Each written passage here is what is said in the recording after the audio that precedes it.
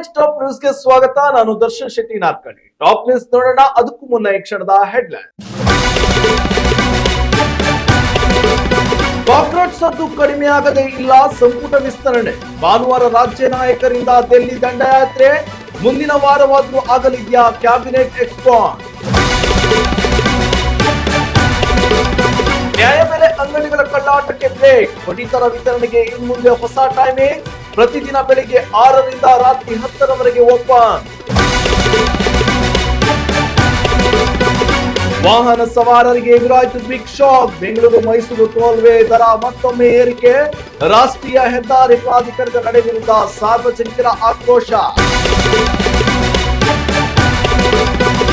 ಪಾದಚಾರಿ ಸುರಕ್ಷತೆಗೆ ರಾಜ್ಯ ಸರ್ಕಾರದಿಂದ ಮಹತ್ವದ ಚಿಂತನೆ. ಪಾದಚಾರಿ ಮಾರ್ಗದಲ್ಲಿ ವಾಹನ ಚಲಾಯಿಸಿದ್ರೆ ಭಾರಿ ದಂಡ. ಸಾರಿಗೆ ಸಚಿವರಿಗೆ ಕೃಷ್ಣ ಬೈರೇಗೌಡ ಪತ್ರ.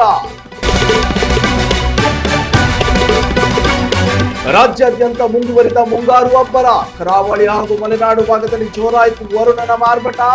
ರಾಜಧಾನಿಯಲ್ಲಿ ಮೋಡ ಕವಿದ ವಾತಾವರಣ. ರಾಷ್ಟ್ರ ರಾಜಧಾನಿ ದೆಹಲಿಯಲ್ಲಿ ನೀಟ್ ವಿದ್ಯಾರ್ಥಿಗಳ ಪರ ಕಾಕ್ರೋಚ್ ಸಂಘಟನೆಯ ಹೋರಾಟದ ಕಾವು ದಿನದಿಂದ ದಿನಕ್ಕೆ ಮಿತಿ ಮೀರುತ್ತಿದ್ದು, ಇದಕ್ಕೆ ಕೈ ಜೋಡಿಸಿರುವ ಕಾಂಗ್ರೆಸ್ ಹಿರಿಯ ನಾಯಕರು ಸದ್ಯ ಈ ಪ್ರತಿಭಟನೆಯಲ್ಲಿ ಬ್ಯುಸಿ ಇದ್ದಾರೆ. ಈ ಹಿನ್ನೆಲೆಯಲ್ಲಿ ರಾಜ್ಯದಲ್ಲಿ ಸಂಪುಟ ವಿಸ್ತರಣೆ ಪ್ರಕ್ರಿಯೆ ವಿಳಂಬಗತಿಯಲ್ಲಿ ಸಾಗಿದೆ. ರಾಜಕೀಯ ಮೂಲಗಳ ಪ್ರಕಾರ ರಾಜ್ಯದ ಪ್ರಮುಖ ನಾಯಕರು ಭಾನುವಾರ ದೆಹಲಿಗೆ ಪ್ರಯಾಣಿಸಲಿದ್ದಾರೆ ಎನ್ನಲಾಗಿದ್ದು, ಅದೇ ಸಂಪುಟ ವಿಸ್ತರಣೆಯ ಫೈನಲ್ ಪಟ್ಟಿಗೆ ಹೈಕಮಾಂಡ್ ಅಧಿಕೃತ ಮುದ್ರೆ ಬೀಳಲಿದೆ ಎನ್ನಲಾಗಿದೆ. ಅಂತೆಯೇ ಜುಲೈ 27 ಅಥವಾ 29ರಂದು ನೂತನ ಸಚಿವರ ಪ್ರಮಾಣ ವಚನ ಕಾರ್ಯಕ್ರಮ ನಡೆಯುವ ಸಾಧ್ಯತೆಗಳಿವೆ ಎಂದು ತಿಳಿದು ಬಂದಿದೆ.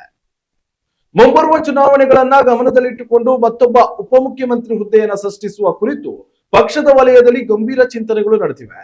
ಲಿಂಗಾಯತ ಅಥವಾ ಪರಿಶಿಷ್ಟ ಪಂಗಡದ ಸಮುದಾಯಕ್ಕೆ ಈ ಸ್ಥಾನವನ್ನು ನೀಡುವ ಸಾಧ್ಯತೆ ಇದ್ದು, ಪ್ರಮುಖ ನಾಯಕರಾದ ಸತೀಶ್ ಜಾರಕಿಹೊಳಿ ಅವರ ಹೆಸರು ಮುಂಚೂಣಿಯಲ್ಲಿದೆ. ದಲಿತ ಮತ್ತು ಲಿಂಗಾಯತ ಸಮುದಾಯಗಳನ್ನು ಒಟ್ಟಿಗೆ ಕೊಂಡೊಯ್ಯುವ ನಿಟ್ಟಿನಲ್ಲಿ ಈ ತಂತ್ರಗಾರಿಕೆ ರೂಪಿಸಲಾಗ್ತಿದೆ ಎನ್ನಲಾಗಿದೆ. ಇದೇ ವೇಳೆ ಮಾಜಿ ಸಂಸದ ಸ್ಯಾಮ್ ಪಿತ್ರೋಡಾ ಅವರು ಆರತಿ ಕೃಷ್ಣ ಅವರನ್ನ ಸಂಪುಟಕ್ಕೆ ಸೇರಿಸಿಕೊಳ್ಳುವಂತೆ ಹೈಕಮಾಂಡ್ ಮಟ್ಟದಲ್ಲಿ ತೀವ್ರ ಲಾಬಿ ನಡೆಸುತ್ತಿದ್ದಾರೆ ಎಂಬ ಮಾಹಿತಿ ಹೊರಬಿದ್ದಿದೆ.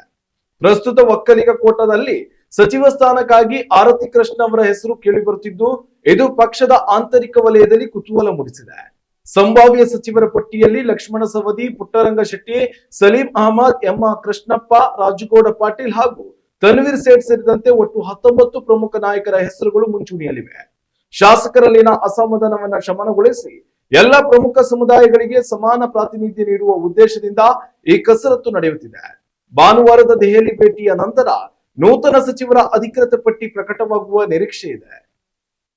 ರಾಜ್ಯದ ಪಡಿತರದಾರರ ಹಿತದೃಷ್ಟಿಯಿಂದ ಆಹಾರ, ನಾಗರಿಕ ಸರಬರಾಜು ಮತ್ತು ಗ್ರಾಹಕ ವ್ಯವಹಾರಗಳ ಇಲಾಖೆ ಮಹತ್ವದ ನಿರ್ಧಾರವೊಂದನ್ನು ಕೈಗೊಂಡಿದೆ.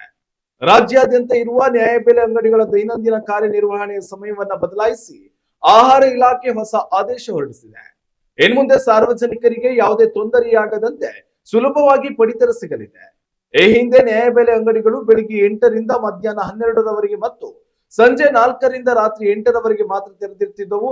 ಆದ್ರೆ ಇಲಾಖೆಯ ಹೊಸ ಆದೇಶದ ಪ್ರಕಾರ ಇನ್ನು ಮುಂದೆ ನ್ಯಾಯಬೆಲೆ ಅಂಗಡಿಗಳು ಪ್ರತಿದಿನ ಬೆಳಿಗ್ಗೆ 6 ಗಂಟೆಯಿಂದ ಸತತವಾಗಿ ರಾತ್ರಿ 10 ಗಂಟೆಯವರೆಗೆ ಕಾರ್ಯನಿರ್ವಹಿಸಲಿವೆ. ಇದರಿಂದಾಗಿ ಕಾರ್ಮಿಕರು ಮತ್ತು ಉದ್ಯೋಗಿಗಳಿಗೆ ತಮಗೆ ಅನುಕೂಲಕರವಾದ ಸಮಯದಲ್ಲಿ ಪಡಿತರವನ್ನ ಪಡೆದುಕೊಳ್ಳಲು ದೊಡ್ಡ ಅವಕಾಶ ಸಿಕ್ಕಂತಾಗಿದೆ.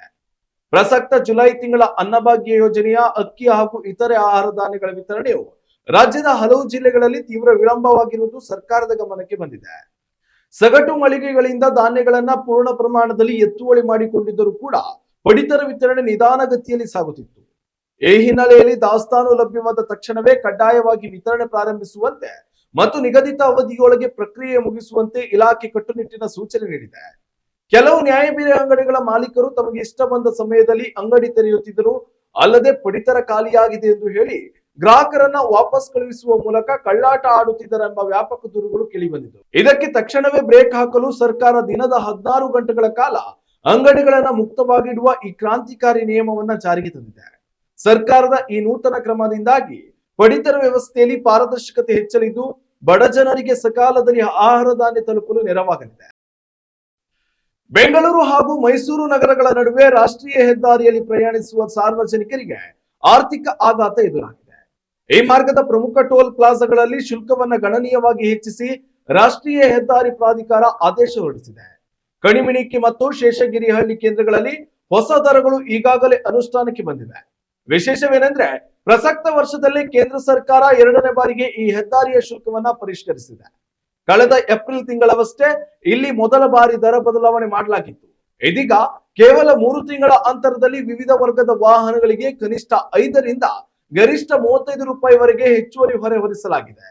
ಹೊಸ ನಿಯಮಾವಳಿಯ ಪ್ರಕಾರ ಸಾಮಾನ್ಯ ಕಾರು ಮತ್ತು ಜೀಪ್ಗಳ ಏಕಮುಖ ಸಂಚಾರಕ್ಕೆ ನಿಗದಿಯಾಗಿದ್ದ 180 ರೂಪಾಯಿ ಬದಲಾಗಿ ಇನ್ಮುಂದೆ 185 ರೂಪಾಯಿ ಪಾವತಿಸಬೇಕಾಗ್ತದೆ.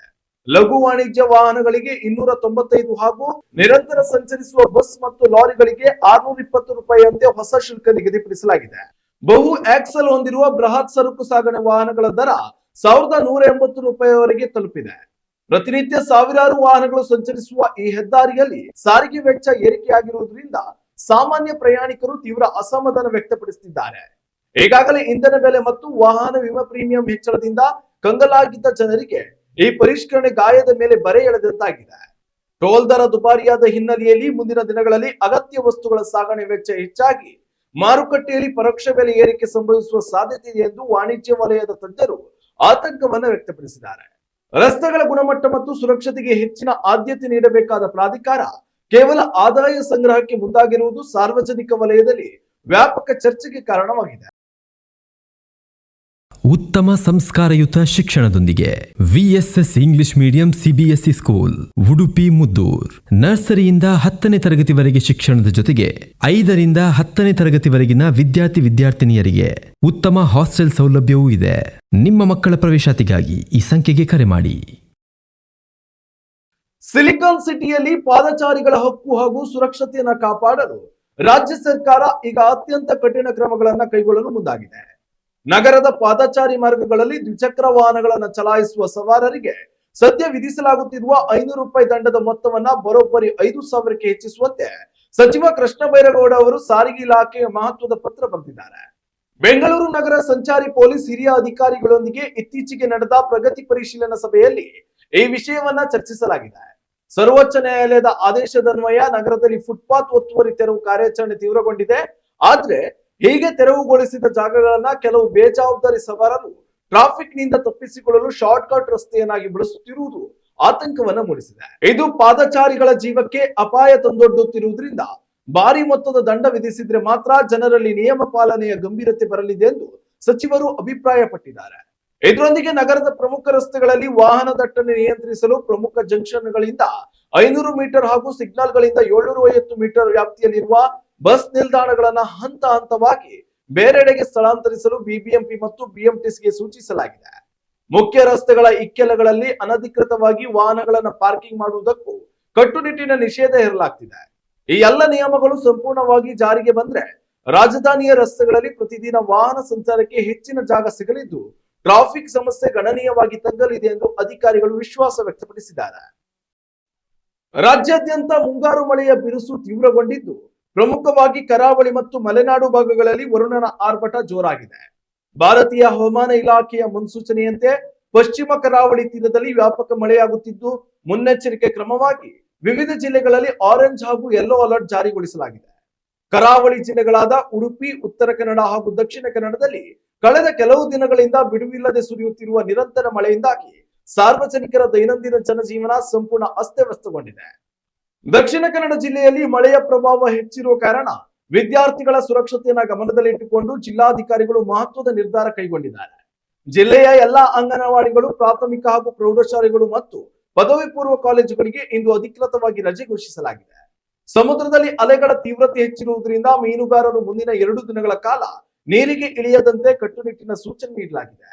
ಮತ್ತೊಂದೆಡೆ ರಾಜಧಾನಿ ಬೆಂಗಳೂರಿನಲ್ಲಿ ಮೋಡ ಕವಿದ ತಂಪಾದ ವಾತಾವರಣ ಮುಂದುವರೆದಿದ್ದು ನಗರದಾದ್ಯಂತ ಸಾಧಾರಣ ಹಾಗೂ ಬಿರುಗಾಳಿ ಸಹಿತ ತುಂತುರು ಮಳೆಯಾಗುವ ಸಾಧ್ಯತೆ ಇದೆ.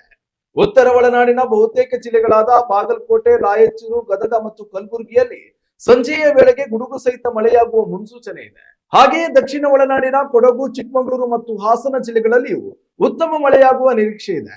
ಮಳೆ ಬಿರುಸಾಗಿರುವ ಪ್ರದೇಶಗಳಲ್ಲಿ ಸಾರ್ವಜನಿಕರು ಹಳೆಯ ವಿದ್ಯುತ್ ಕಂಬಗಳು ಹಾಗೂ ನದಿ ತೀರಗಳಿಂದ ದೂರವಿರಲು ವಿಪತ್ತು ನಿರ್ವಹಣಾ ಪ್ರಾಧಿಕಾರ ಮನವಿ ಮಾಡಿದೆ.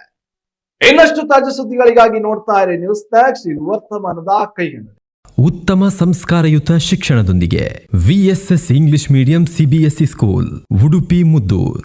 ನರ್ಸರಿಯಿಂದ 10ನೇ ತರಗತಿವರೆಗೆ ಶಿಕ್ಷಣದ ಜೊತೆಗೆ 5ರಿಂದ 10ನೇ ತರಗತಿವರೆಗಿನ ವಿದ್ಯಾರ್ಥಿನಿಯರಿಗೆ ಉತ್ತಮ ಹಾಸ್ಟೆಲ್ ಸೌಲಭ್ಯವೂ ಇದೆ.